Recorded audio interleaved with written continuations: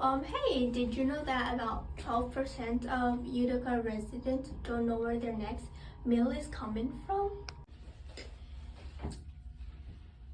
That's over 7,000 people.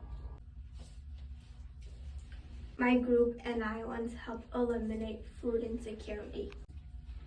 We're trying to get the word out about the Utica Community Fridge, located on the corner of South and Steuben.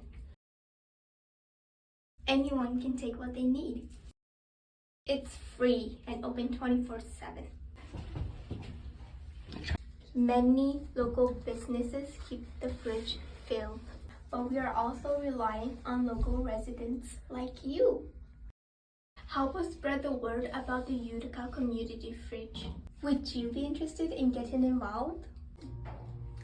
No hablo inglés.